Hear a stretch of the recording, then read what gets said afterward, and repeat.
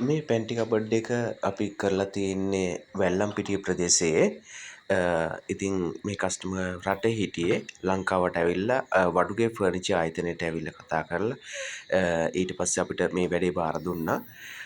ඇත්තටම සන්තෝෂයි අපිව විශ්වාස කරලා වගකීමක් ඇතුව වැඩක් කරන්න අපිට බාර දුන්න එක ගැන. මේ ඒ කස්ටමර්ට ඕන විදිහට තමයි මෙතන අපි ප්ලෑන් කරේ. එයත් එක්ක කස්ටමර්ට ඕන ඩිසයින් එක, එතකොට මේ කුක හුඩ් එකේ මේ හැඩය, මේ හැමදේම කස්ටමර් ඕන කිව්ව දේවල් තමයි අපි මෙතනට ගැලපෙන විදිහට දාලා තියෙන්නේ. ඉතින් මේක අපිට මාසෙකට කලින් අපි කස්ටමර් අපිට වැඩේ බාර දුන්නා. ඊට පස්සේ මෙතන ලාචු දෙකක් මෙතන දාලා දීලා තිනවා.